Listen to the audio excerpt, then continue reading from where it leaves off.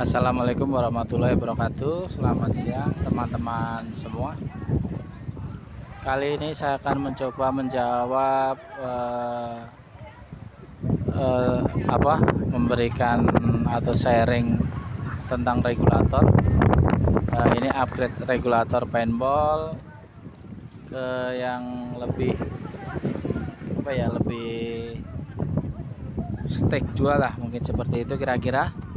Jadi dengan upgrade ini kira-kira hasilnya akan lebih presisi atau lebih bagus daripada sekedar mengganti D-spring saja ya.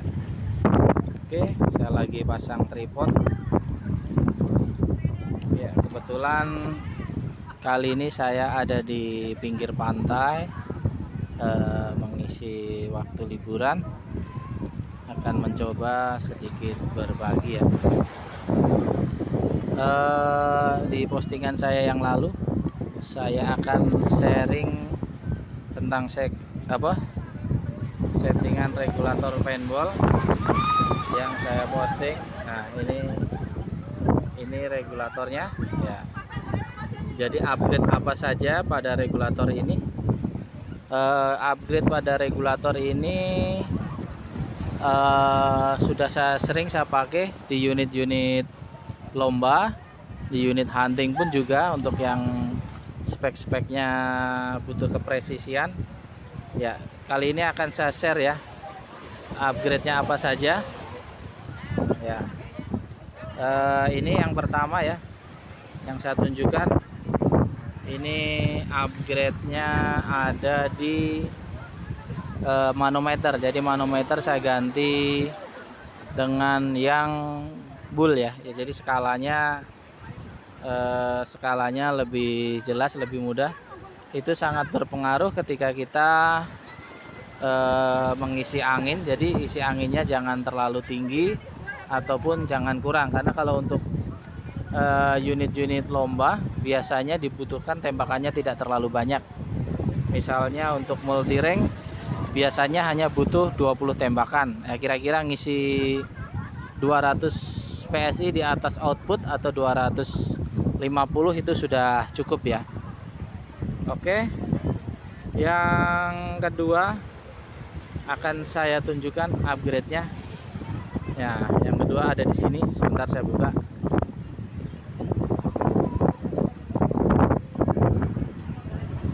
Spring ya. Ombaknya lumayan besar ini di pantai selatan ya. Jadi kalau ombaknya lumayan besar, mungkin sedikit mengganggu suaranya, saya mohon maaf. Oke, ini saya buka ya.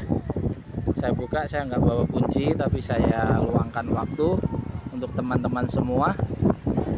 Ya, ini ya, oke. Saya taruh dulu. Ya. Ini settingan ini untuk output di 1050 PSI. Kebetulan ini untuk spek heavy farming. Nah, seperti ini susunan D-springnya. Susunan D-spring harus dicari posisi yang bagus, harus dicoba-coba, harus diuji. Jadi kuncinya regulator yang bagus itu menurut saya dia yang cepat mengunci output. Ini kebetulan regulator saya itu sekitar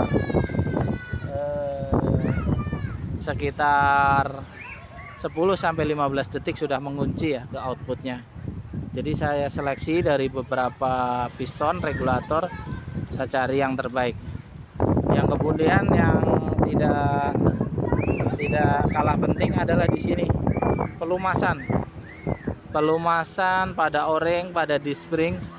Ini kelihatannya sepele, tapi ini sangat penting sekali ya, karena pelumasan ini akan meringankan pergerakan piston naik turun.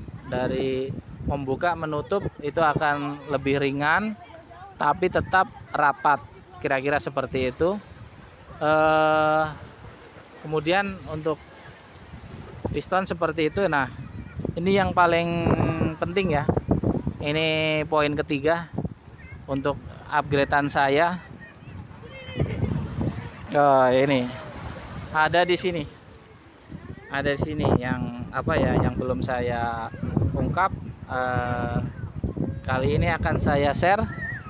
Jadi ini saya share, berbagi ke teman-teman.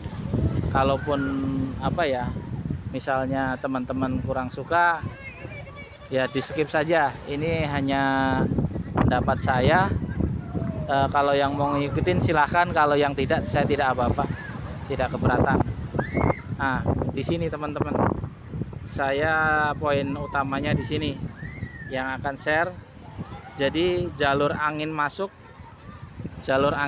ke regulator itu saya tutup ya.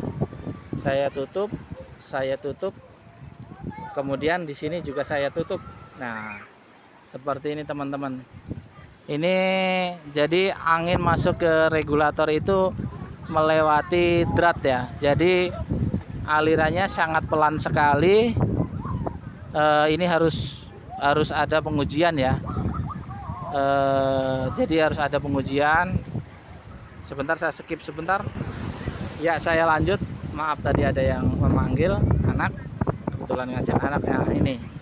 Jadi poin utamanya itu angin yang masuk ke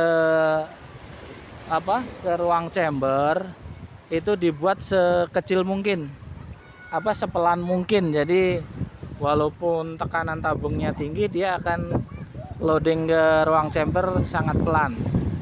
Nah, itu kuncinya ada di situ. Jadi itu untuk membatasin juga ketika ditembakkan. Jadi ketika ditembakkan itu piston regulator akan terbuka sesaat.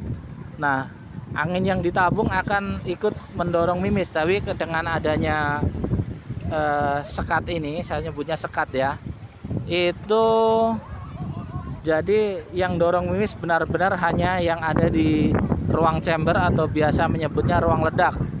Jadi volumenya pertembakan akan lebih presisi. Jadi yang tiap tembakan itu ya satu ruang ledak itu yang mendorong mimis. Nah, kuncinya ada di situ. Ini sekatnya ada begini. Jadi ini ada setelan bautnya.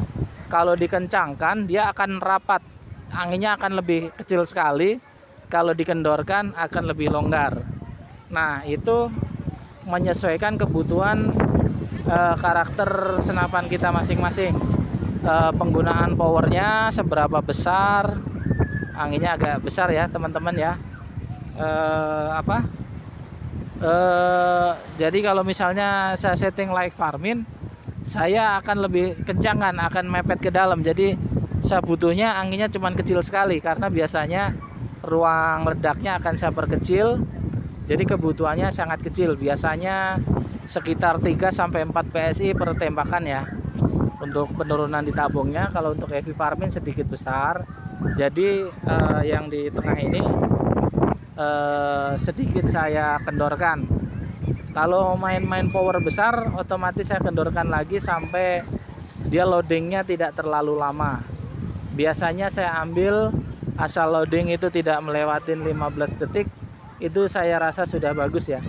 Jadi sebelum 15 detik output regulator itu sudah mengunci.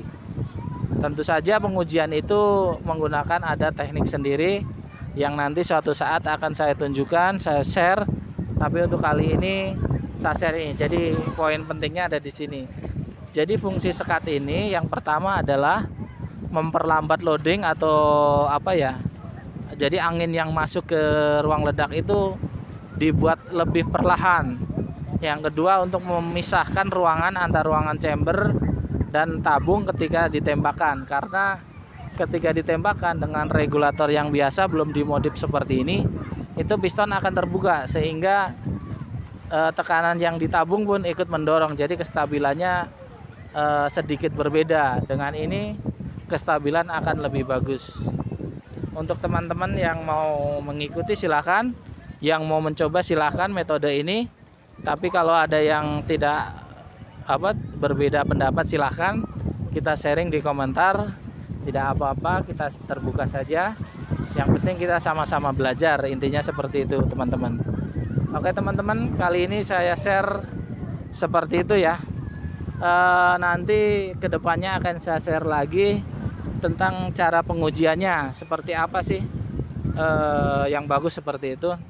Nanti semoga ada waktu yang longgar lagi akan saya share lagi.